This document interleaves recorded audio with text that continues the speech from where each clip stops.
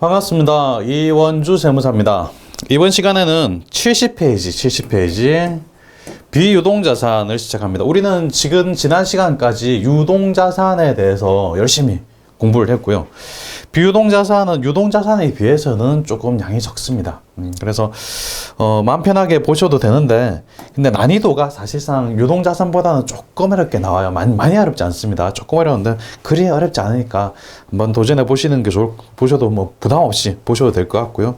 특히나 우리 기초회계, 분계로 익히는 기초회계에서는 뭐 그렇게 부담 있는 내용은 굳이 많이 안 보셔도 되니까요. 천천히 보시기 바랍니다. 비유동자산 바로 보겠습니다. 70페이지 위쪽에 비유동자산의 개념에 대해서 이렇게 나옵니다. 비유동자산은 유동자산이 아닌 자산을 말한다. 너무 간단하죠?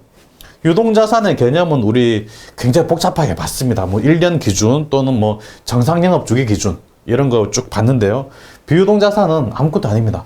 유동이 아니면 비유동이에요. 이런 게 있습니다. 투자, 유형, 무형, 기타의 비유동자산 있는데요. 유동성 배열법에 의해서 유동성이 큰 자산부터 먼저 배열한다. 이런 원칙이 있어요. 그래서 재무상태표에 표시할 때는 유동자산부터 먼저 표시하고 그 밑에 비유동자산을 표시합니다. 유동자산은 뭐가 있나요? 유동자산에는 당좌자산과 재고자산이 있었죠. 그걸 먼저 표시하고, 당좌자산부터 먼저 표시하고, 그 다음에 재고자산. 왜? 유동성이 큰 것부터. 유동성이 큰 게 뭐냐면, 현금이 가장 큽니다. 현금이 유동성이 가장 크고, 그 다음에 현금화하기 쉬운 자산들이 유동성이 크다고 합니다. 그래서 유동자산부터 먼저 기록하고, 그 다음에 비유동자산을 기록하는데요. 이 순서로 기록해요. 투자자산 먼저. 왜? 투자자산은 팔기 위해서 가지고 있는 거니까. 투자 목적이라서. 그 다음에 유형자산, 무형자산은 영업에 사용하기 위해서, 회사에서 쭉 사용하기 위해서 갖고 있는 겁니다. 기계장치, 건물, 토지 같은 거. 무형자산은 눈에 안 보이는 거고, 유형자산 눈에 보이는 거, 그 차이가 있죠. 기타의 비유동자산은 뭐, 기타로 모여 있는 거. 그래서 기타는 항상 맨 마지막. 이 순서를 기억하시면 조금 편해요. 첫 글자 짜서 투유무기 이렇게 기억하시기 바랍니다. 투유무기. 유동성 순서로 배열한다. 배열한 순서는 투유무기다. 투자, 유형, 무형, 기타. 투유무기. 이 순서입니다. 투자자산은 뭐 이런 것들이 있습니다. 장기자가 들어가죠. 장기 또는 투자 이런 말이 들어갑니다. 그 다음 매도 가능 증권, 만기 보유 증권. 한번 본 적 있죠. 유가증권 중에 단기 매매 목적이면 단기 매매 증권. 만기까지 보유한다. 그럼 만기 보유 증권. 이것도 아니고 저것도 아니다. 그러면 매도 가능 증권. 그렇죠. 또 여기 장기자가 들어가고 또 투자자가 들어가고 이런 것들은 장기, 뭐 투자 이런 말이 들어가면 거의 다 투자자산이다. 그다음에 특정자가 들어가는 현금가액은 못 쓰게 그 은행에 예금을 넣어놨는데 그 예금을 딴 데 쓸 수 없도록 딱 묶어놨다. 그런 거예요. 특정 현금가액은. 유형자산은 우리가 알고 있는 건 토지, 건물, 구축물, 참 쭉 이런 게 있고요. 나중에 자세하게 배울 겁니다. 무형자산은 주로 권자가 들어가는 거. 권 이런 거. 기타의 무효동자산은 임차보증금. 임차보증금도 일종의 투자자산입니다. 임차보증금은 세입자가 월세도 내는데 월세 말고 또 보증금을 내는 거죠. 임차보증금입니다. 나중에 나올 때 받아서 나올 거기 때문에 자산. 일종의 채권에 해당하는데 기타의 비유동자산으로 분류되고요. 전세권 뭐 비슷하게 생각하시면 되고, 장기자가 들어가지만 매출 채권이라면 기타다. 또 미수금도 매출 채권이든 미수금이든 둘 다, 매출 채권은 뭐 외상 매출금 같은 거니까 둘 다 외상으로 파는 거죠. 상거래고 상거래 아니고 그 차이죠. 그래서 똑같이 장기자가 들어가면 기타, 그 다음에 부도, 또 기타의 비유동자산 가서 한번 더 보실 겁니다. 어쨌든 지금은 투유무기 순서로 기록이 된다는 것 정도 아시면 됩니다. 투자자산 본격적으로 들어가 보겠습니다. 투자자산입니다. 투자자산, 괄호 1번 투자자산, 투자 수익을 얻기 위해서 보유하는 자산을 말해요. 투자 수익 얻기 위해서 보유하는 자산. 쉽게 말하면 팔기 위해서라는 거죠. 근데 판매를 목적으로 한다. 그러면 재고자산입니다. 투자 수익을 얻기 위한 것도 뭐 보통은 갖고 있다가 값이 오르면 팔고, 주식이랑 비슷하죠. 오를 때 팔고 내리면 또 기다렸다가 버티다가 오르면 팔고 뭐 이러는 거죠. 그걸 투자자산이라고 합니다. 여기에는 뭐 쭉 설명이 있는데요. 밑에 표를 보겠습니다. 투자자산의 종류는 다음과 같다 해가지고 장기금융상품, 장기자가 들어가니까 1년, 만기가 1년 이후에 돌아간다는 거고, 투자부동산은 뭐 토지나 건물 이런 거, 토지, 건물 등 말하는 건데, 투자 목적이다. 똑같은 토지, 건물이라도 영업에 사용하는 목적이다. 그러면 토지나 건물을 계정과목을 따로 둡니다. 그런데 영업에 사용하는 목적이 아니고 투자 목적이다. 그러면 투자부동산이라는 계정과목을 써요. 또 뒤에 또 자세하게 배울 겁니다. 장기투자증권, 장기가 들어가죠. 장기투자증권에는 매도가능증권하고 만기보유증권 두 개를 합해서 장기투자증권이라고 불러요. 그 다음에 장기대여금, 돈을 빌려줬는데 1년 뒤에 돌려받을 수 있다. 이것도 투자자산의 일종이죠. 그 다음에 특정연금과 예금, 대직연금, 유흥자산 이런 것들이 있다는 거 한번 읽고 넘어가시는 겁니다. 넘어갑니다. 71페이지 위에 매도 가능 증권입니다. 역시 한번 본 적 있죠. 여기서 좀 자세하게 배울 겁니다. 유가증권을 구입하면, 사면, 이렇게 이 네 가지 중에 분류한다라는 거, 앞에 세 가지만 나왔었습니다. 왜? 지분법 적용 투자 주식은 뭐 그렇게 중요하지 않기 때문에, 뭐 왜 세 가지로 분류한다라고 알고 계셔도 뭐 크게 뭐 어렵진 않습니다. 위에 세 가지로 분류한다고 해도 뭐 맞는 말입니다. 단기 매매 증권, 단기 매매 차익 목적, 그 다음에 매매가 빈번하게 시장성 있는 거 말하는 거고요. 채권이나 주식 다 해당이 되고, 만기 보유 증권은 채권만 해당이 된다는 거, 그리고 만기까지 보유할 의도와 능력이 있어야 된다는 거고요. 매도 가능 증권은 이것도 아니고 저것도 아니다. 단기 매매도 아니고 만기 보유도 아니다. 그러면 매도 가능 증권 역시 채권과 주식 둘 다 해당이 되고, 지분법 적용 투자 주식이라는 게 있는데요. 이거는 상대방 회사를 지배할 목적으로 20% 이상, 지분율 20% 이상 사들이는 걸 말합니다. 나 상대방도 모르게 그냥 몰래 그냥 사들이는 이런 거는 좀 안 좋은 일이긴 한데, 이럴 때는 보통 알려줘요. 이렇게 니네 주식을 내가 많이 산다라고 알려줘요. 상대방도 방어할 수 있게. 그래서 지분법 적용 투자 주식이라고 분류하기 위해서는 보통은 상대방 주식 20%를 동그라미 쳐두시기 바랍니다. 20% 이상 보유하는 경우, 또는 영향력을 행사할 수 있을 때, 20%딱 20%가 아니더라도 영향력을 행사할 수 있다. 그러면 지분법 적용 투자 주식으로 분류를 하게 됩니다. 근데 잘 모르겠다. 숫자적인 기준은 뭐냐? 그러면 20%인 거죠. 그래서 20%라는 숫자가, 지분법 적용 투자 주식을 공부를 하면 20%라는 숫자가 중요한데, 뭐 그렇게, 우리 입장에서는 그렇게 중요한 게 아니에요. 그냥 위에 세 개만 잘 알고 계시면 됩니다. 보겠습니다. 매도 가능 증권부터 보겠습니다. 단기 매매 증권은 뭐 지난번에 한번 봤죠. 거래 봅니다. 주식 100주를 주당 1,000원에 현금 매입, 수수료 6,000원을 현금으로 지급. 주식이 매도 가능 증권인 경우와 단기 매매 증권인 경우의 분계는 다음과 같다 해가지고 둘을 이렇게 비교를 해놨습니다. 왜 비교해놨을까요? 눈치채셨나요? 수수료 비용 때문에 그렇죠. 수수료 비용. 매도 가능 증권은 수수료 비용을 따로 분계하지 않고 매도 가능 증권에 취득 원가에 포함을 시킨다는 거죠. 그래서 매도 가능 증권으로 분류가 되면 100주 곱하기 1,000원 해가지고 10만원. 10만원이 취득 원가가 아니라 6,000원을 합해서 더하기 6,000원 해가지고 106,000원이 매도 가능 증권의 취득 원가가 된다는 거. 중요하니까 역시 또 이렇게 비교를 해놨습니다.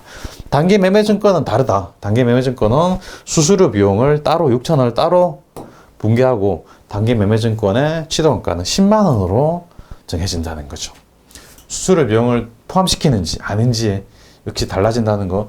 모든 자산이, 단기 매매 증권 빼고 모든 자산이 수수료 비용 같은 거, 부대 비용을 다 포함시켜서, 매도 가능 증권처럼 이렇게 포함시켜서 분계를 합니다. 근데 단기 매매 증권만 수수료 비용을 따로 뗀다는 거. 계속 보게 될 거예요. 이거는 이런 비슷한 취득가액에 대해서는 유형자산에도 나올 거고 계속 나올 겁니다. 어쨌든 지금 하나 머릿속에 고정시켜 두실 거는, 모든 자산의 취득 부대 비용, 수수료 비용 같은 취득 부대 비용은 취득하는 자산의 원가에 포함시킨다는 거. 이렇게 포함시켜서 분계한다는 거고, 단기 매매 증권만 이렇게 따로 제외한다는 거. 넘어갑니다. 배당금 및 이자 수치, 71페이지 아래쪽이죠.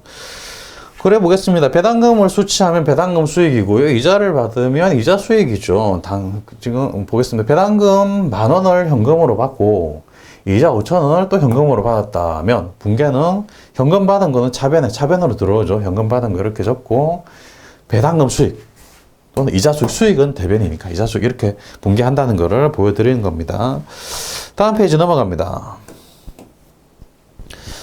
네가 본 기말평가 시분개입니다. 매도 가능 증권은 기말에 뭐 주가는 주식은 계속 오르락내리락 하니까요. 기말에 10일, 31일 날 주식 주가가 어떻게 됐는지를 보고 그거를 장부에 반영을 해줘야 돼요. 공정가격이 올랐다, 주가가 올랐다. 그러면 평가이익, 매도 가능 증권 평가이익. 주가가 떨어졌다. 그럼 매도 가능 증권 평가 손실이 되는 거죠. 그런데 중요한 거는 밑에 점입니다. 매도 가능 증권 평가 이익은 수익이 아니라 자본의 기타 포괄소액 누계액에 해당이 돼요. 매도 가능 증권 평가 손실도 마찬가지입니다. 자본의 기타 포괄소액 누계액에 해당이 됩니다. 수익 비용이 아니에요. 일종의 자본이라는 거. 그래서 회계 처리가 뒤에 가면 좀 달라집니다. 쭉 보죠, 뭐. 어떻게 달라지는지 보죠. 매도 가능 증권 평가 이익이 발생할 때는 매도 가능 증권 장부 금액을 증가시키고, 이거는 뭐 단기 매매 증권 때도 똑같았습니다. 차변에 증가된 만큼 매도 가능 증권을 적어주는 거죠. 그리고 과거에 시간 매도 가능 증권 평가 손실이 있다면, 평가 이익을 발생할 때, 과거에 평가 손실이 있다면, 과거에 재무상태표에 이런 게 있다면 그 금액을 먼저 차감하고 나서 매도 가능 증권 평가 이익을 인식해요. 왜? 이거는 단기의 수익이나 비용이 아니라 자본의 일종이기 때문에 반대되는 계정 과목이 있다면 그걸 먼저 없애줍니다. 회의처를 해보면 조금 더 가슴이 와닿습니다. 회의처를 해보겠습니다. 매도 가능 증권 평가이익 72페이지 아래쪽에 표이죠. 매도 가능 증권 평가이익 단기 중 10만 원에 취득한 매도 가능 증권의 기말공정가액이 12만 원이 됐다. 그러면 2만 원 올랐네요. 2만 원만큼 매도 가능 증권을 자변에 써서 증가시켜 줍니다. 자변에 매도 가능 증권 2만 원. 대변에는 평가이익이죠. 평가이익. 매도 가능 증권 평가이익. 이거는 뭐 너무 쉽습니다. 그런데 중요한 게 이 매도 가능 증권이 수익이 아니라는 겁니다. 일종의 자본임이라는 자본. 자본 중에도 기타 포괄소액 누계액이라는 자본이라는 거예요. 매도 가능 증권 평가 손실에 난 경우입니다. 전기말 장부가액이 12만 원, 12만 원이었네요. 12만 원인 매도 가능 증권의 단기말 공정가액이 11만 원으로 평가됐다. 그러면 12만 원이었는데 12만 원 떨어졌네요. 마이너스 만 원. 만 원 떨어졌으니까 매도 가능 증권 가액을 대변에 써서 감소시켜 줍니다. 대변에 매도 가능 증권 만 원. 이렇게 돼 있죠. 그런데 조건이 있습니다. 단 재무상태표의 매도 가능 증권 평가 이익이 잔액이 6천 원이 있다고 가정을 하는 겁니다. 선생님 왜 전에 2만 원이 있었는데요? 이거 말고 그냥 가정을 하는 거예요. 가정으로 6천 원이 있다라고 가정합니다. 평가 이익 잔액. 그렇다면 지금 평가 손실이 만 원이 발생한 거죠. 손실. 12만 원에서 11만 원으로 떨어졌으니까 뭐 손실이 만 원 발생했는데 재무상태표에 반대되는 계정 과목 평가 이익이 있네. 자본에 있네. 그러면 이것부터 먼저 없애주라는 겁니다. 평가 이익 차변에 써가지고 이익은 대변에 있는 거죠. 대변에 있는 건데 차변에 써서 6천 원 있던 거 다 없애주고 나머지 4천 원만 평가 손실로 인식해가지고 합이 만 원이 되도록. 그래서 만 원 떨어진 거 인식을 이렇게 하도록 하는 게 이게 자본에 있는 뭐 이익과 손실 같은 거 있을 때의 회계처리 방법이에요. 반대되는 계정 과목이 있다면 먼저 없애주고 모자라는 거를 추가로 인식해 주는 거. 이건 이런 방법입니다. 비슷한 게 뒤에 또 계속 나올 겁니다. 자본 파트에 가면 또 나올 거예요. 넘어갑니다. 73페이지 처분할 때의 회계처리입니다. 처분할 때 매도 가능 증권 처분할 때는 처분가액에 자본에 뭔가 있었다고 했어요. 자본의 평가 이익이나 평가 손실이 자본에 남아있어. 그것까지 다 없애줍니다. 보였으면 취득할 때 매도 가능 증권 30만 원을 매입하면서 수수료 2천 원은 함께 현금 지급했다. 그러면 수수료 2천 원하고 매입까지 30만 합해서 30만 2천 원이죠. 그렇죠? 대변에 현금, 자변에 매도 가능 증권 30만 2천 원. 평가합니다. 기말공정가액이 40만 원이 됐네요. 30만 2천 원에 40만 원이 됐으니까 얼마가 증가했나요? 9만 8천 원이 증가했습니다. 그러면 9만 8천 원을 증가시켜줍니다. 차변에 매도 가능 증권 9만 8천 원 증가. 대변에는 평가이익이죠. 평가이익 9만 8천 원. 맞습니다. 9만 8천 원. 처분합니다. 처분은 보통은 돈 받고 파는 거를 말하죠. 팝니다. 위 매도 가능 증권을 다음에 모두 35만 원에 현금 받고 매각합니다. 가장 쉬운 거부터 먼저 적는 거예요. 가장 쉬운 거 뭐죠? 현금 받는 게 가장 쉬운 거죠. 차변에 현금 35만 원이 들어왔다. 아, 이것부터 먼저 적고, 그 다음 대변에 매도 가능증권이 대변으로 나가는데요. 얼마가 나갈까요? 40만 원이 나가는 거죠. 40만 원. 전기 말에 평가한 그 금액이 나가는 겁니다. 40만 원. 대변에 40만 원 나가고, 그 다음에 문제가 매도 가능증권 평가이 이게 자본 파트에 남아있다는 겁니다. 이것도 없애줘야 돼요. 평가액 대변에 있던 걸 없애주려면 차변에 이렇게 9만 8천 써주고요. 남는 것, 이제 다 쓴 거면 다 쓰고, 차변 대변 비교해가지고 남는 거를 저분 이익 또는 저분 손실로 적어주는 거죠. 차변 합계가 보니까 44만 8천 원이에요. 대변은 40만 원. 그러면 대변에 써줘야 되겠네. 왜? 차변 합계와 대변 합계는 일치시켜줘야 되니까. 그래서 대변에 쓰니까 이익이 되고, 저분할 때 이익이다 해서 저분이익 이렇게 되는 겁니다. 분계가 처음 보실 때 그리 만만치 않습니다. 지금 72페이지 맨 아래쪽에 평가이익, 평가손실 하고, 지금 저분이익, 저분손실 나오는 거 처음 보실 때는 그리 만만치는 않아요. 그리고 이 파트는, 이 부분은 전산회계 2급 수준에서는 출제가 안 돼요. 72페이지 아래쪽 평가액, 그 매도 가능 증권, 평가액, 평가손실, 그리고 73페이지 이 부분은 전산회계 2급에서는 출제가 안 됩니다. 전산회계 1급부터 그 위로 출제가 돼요. 그러니까 처음 보시는 분은 어렵다 생각이 되시면 제가 설명한 거 듣고 이해는 되시죠? 어떻게 한다, 이렇게 하는구나 라는 이해는 되실 겁니다. 근데 혼자 하시기는 조금 힘드실 수 있어요. 그냥 한번 보고 저렇구나 라고 눈으로 한번 보고 넘어가셔도 됩니다. 이 부분은. 그 다음에 근데 전산회계 1급까지 하실 분들은 한번 보시는 필요가 있어요. 전산회계 1급이나 아마 FAT 1급 정도 하실 분들은 이것은 보실 필요가 있습니다. 그리고 다른 시험도 있네요. 회계관리 1, 2급 그 정도 보실 분들 이거 다 보셔야 됩니다. 다 출제가 되는 부분이에요. 맨 밑에 점입니다. 결국 매도 가능증권 평가 저분 손익, 여기서는 전부 저분 이익이죠. 이거는 저분 가액에서 취득원가를 차감한 거하고 똑같아요. 한번 볼까요? 취득원가가 뭔가 취득가액 30만 원이 아니라 30만 2천 원이죠. 30만 2천 원에 취득했는데 팔 때는 35만 원에 팔았죠. 35만 원에 팔았으니까 취득가액을 빼버리면 48만 원이 나옵니다. 신기하게도 이 처분 이익이 똑같아요. 그래서 매도 가능증권은 평가 이익이나 평가 손실이 자본에 남아있기 때문에 그렇습니다. 이것 때문에 영향을 받아서 매도 가능증권 처분 이익, 처분 손실은 쉽게 계산하려면 그냥 매각하는 금액에서 취득가액을 빼버리면 바로 처분 이익, 처분 손실이 나옵니다. 너무 쉬워요. 그래서 시험 문제에서 만약에 매도 가능증권 처분 이익 또는 처분 손실을 구하라 그러면 너무 쉬운 문제죠. 취득가액하고 판매가액하고 비교해서 판매가액을 더 비싸게 팔았으면 처분 이익, 더 싸게 팔았으면 처분 손실, 이런 식으로 그냥 취득가액과 매각가액을 서로 차감해버리면 바로 답이 나와요. 이런 시험 문제 많이 나왔습니다. 그러니까 이거는 한번 잘 봐보시고, 이걸 보시고 난 다음에 뭐 전산인회가 해결하든지 FAT라든지 회계관리라든지 이런 거 보시면 쉽게 풀릴 수 있을 겁니다. 다음 페이지 보겠습니다. 74페이지입니다. 문제가 쭉 나와 있네요. 다음 날짜별로 분계하시오 해가지고 1월 10일부터 2000X1년 1월 10일부터 2000X3년 1월 10일까지 쭉 나와 있습니다. 한번 보겠습니다. 근데 그 장소가 적네요. 한번 그 거래 내용은 책에서 보시고 좀 넓은 데서 풀어보겠습니다. 2000X1년 1월 10일부터 보죠. 2000X1년 1월 10일 A사 주식 200주를 10만원에 매입하면서 부대비용 1000원을 현금으로 지급하였다. 매도 가능증권으로 분류한다. 일단 현금 나간 게 있네요. 대변에 현금 나간 게 얼마인가요? 10만원하고 1000원, 10만 1000원입니다. 10만 1000원. 이 10만 1000원은 전부 다 매도 가능증권이에요. 줄여서 매가증이라고 하겠습니다. 매가증, 매도 가능증권 10만 1000원. 이렇게 되고요. 2000X1년 2월 10일 돼서 배당금을 받았어요. 현금 수령했으니까 자변에 현금이 들어오네요. 현금 10만원 받았네요. 10만원. 대변에는 배당금 수익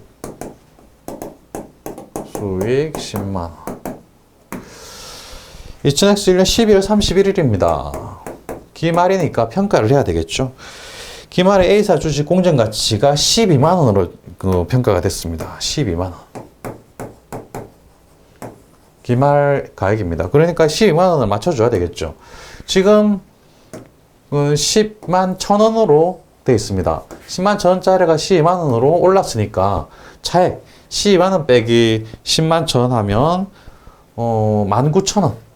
19,000원 올랐네요. 19,000원 오른 거 평가이익이라고 해줘야 되겠죠. 그리고 차변에는 매도 가능증권이 증가한 걸로 표시하고, 그래서 차변에 매가증 19,000원.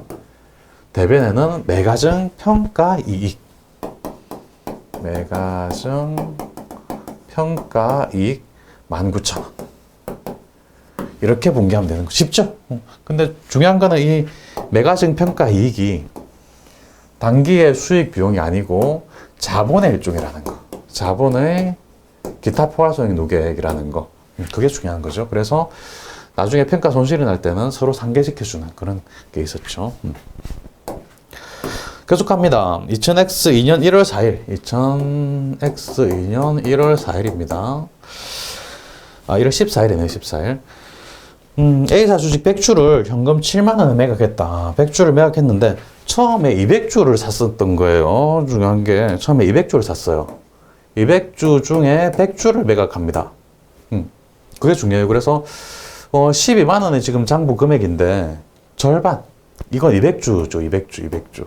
그래서 12만 중에 절반, 100개, 절반만 팔았어요.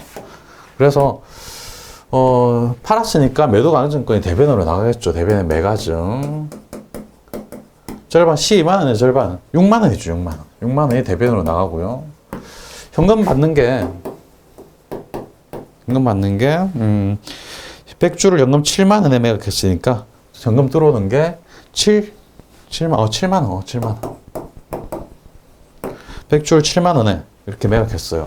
그런데 매도 가능증권을 팔 때는 한번 기억해 보시죠. 팔 때는 평가이익이나 평가손실을 같이 제거해 줘야 돼요. 평가이익이 19,000원이 있었습니다. 19,000원. 19,000원 중에 200주 중에 100주 절반만 없애주는 거예요. 왜? 절반만 팔았으니까. 19,000원의 절반을 나누기 200 곱하기 100 하는 게 맞는 건데요. 나누기 하면 9,500원이 됩니다. 그래서 대변에 있던 매도 가능증권 19,000원 중에 9,500원을 차변에 써서 없애주는 겁니다. 차변에 매가증 평가이익 9,500원. 차변에 써서 없애주고요. 비로소 이제 다 썼으니까 저분 이익, 저분 손실인데 차변 합계가 79,500원이죠. 대변 합계 6만원. 그럼 대변에 써야 된다. 대변에 써야 되니까 저분 이익이다. 매가증 저분 이익. 그럼 19,500원이 되는 거죠. 저분 이익 19,500원. 이렇게 대변에 써주고요. 그 다음에 12월 31일입니다. 2000X 2년 12월 31일. 보유 중인 A사 주식 공정가치가 5만원이라고 합니다. 보유 중인 게 뭐죠? 보유 중인 건 200주에서 100주 팔았으니까 100주 보유하고 있는 겁니다. 100주. 100주 금액이 5만원이 됐어요. 5만원. 원래 100주는 얼마였나요? 작년 말에 200주가 12만원이었고 절반을 6만원 팔았으니까 남는 거는 6만원 남았죠. 6만원. 100주 원래 6만원이었어요. 6만원에서 5만원이 됐으니까 평가 손실이 나타났네. 평가 손실. 그렇죠. 그래서 일단 만원 떨어진 겁니다. 떨어진 거는 대변에 매도 가능증권 써가지고 만원 매도 가능증권 떨어진 걸로 대변에 써야 되겠죠. 대변에 매가증 만원. 일단 제일 쉬운 이것부터 써주고요. 그 다음 평가 손실이 나타났으니까 평가 손실을 써주는 건데요. 이때 볼 게 있죠. 평가 이익이 있나? 평가 이익이 있습니다. 19,000원 있어요. 19,000원 있었는데 9,500원을 빼줬습니다. 여기 9,000원은 빼가지고 매가증 평가이익 절반 팔았으니까 절반 없애줬고 나머지 절반은 9,500원이겠죠. 9,500원이 대변에 있으니까 차변에 먼저 없애줘야 돼요. 그래서 차변에 매가증 평가이익 매가증 평가이익 나머지 9,500원. 원래 매도가증권 평가 손실이 만 원이 와야 되는데 평가이익이 먼저 있으니까 이거부터 없애주고 나머지 500원만 매가증 평가 손실. 매가증 평가 손실로 500원만 적힌다. 원래는 만 원이 떨어진 건데 평가 이익을 없애주기 위해서 9,500원 다 없애주고 남는 500원만 평가 손실로 간다는 거죠. 2023년입니다. 1월 10일입니다. 보유 중인 A사 주식을 모두 현금 4만 원에 매각했다. 그럼 일단 현금이 들어오겠네요. 차변에 현금 4만 원 들어오고 대변에는 매도가 증권을 파는 거니까 대변에 매가증이 나가겠죠. 대변에 매가증 얼마가 나갈까요? 또 갈등해야 되노. 매가증 보니까 작년 말에 공정가치가 5만 원이 됐었어요. 그래서 6만 원을 5만 원으로 줄이는, 그래서 만 원을 줄이는 계획을 했습니다. 이때 작년 말에 공정가치는 5만 원이었어요. 그래서 5만 원이 대변으로 나갑니다. 5만 원만 남아 있는 거예요. 지금 매가증 5만 원이 대변으로 나가고, 그 다음에 평가이익, 평가손실이 있는지 봐서 그것도 없애줘야 되는데 평가이익은 다 없어졌고 이렇게 없앴고 평가손실이 500원 있네요. 이거 차변에 있는 거니까 대변에 써서 없애주는 거죠. 대변에 매가증 평가손실 500원 써주니까 대변의 합계가 5만 500원, 차변은 4만 원이네요. 그러면 차액 1,500원 이 남네요. 1,500원 이거는 차변에 남는 거니까 매각할 때 차변에 남는 거, 차변에는 일종의 비용이죠. 손실입니다. 그래서 매가증 처분 손실, 매가증 처분 손실, 이렇게 처분 손실이 남는구나 이렇게 분개를 하시면 됩니다. 지금 74페이지에 나오는 쭉 일련의 분개하는 과정은 처음 보실 때 그리 만만치 않습니다. 그러니까 쭉 보시는데 그냥 눈으로 쭉 보시고 복습할 때 열심히 손으로 써가지고 이걸 내가 다 정복해야지 이런 생각을 안 하셔도 됩니다. 왜? 처음 볼 때부터 어려운 거 보고 힘 빼시지 않으셔도 돼요. 그리고 이게 나와봤자 시험에 출제가 되면 전산회계 1급에서 출제가 된다면 꽤 난이도 높은 걸로 출제가 되고요. 전산 세무 2급 수준에서는 출제가 되는 편입니다. 그러니까 이 과정을 이해를 다 하시면, 저는 이해를 다 하시면 좋겠어요. 쭉 써보시면, 여러 번 보시면 이해를 할 수 있는 부분이긴 합니다. 하지만 너무 힘 빼지 마시라는 거죠. 힘 빼지 마시고 전산회계 2급 또는 FAT 2급에서 끝날 거다 그러면 굳이 안 보셔도 됩니다.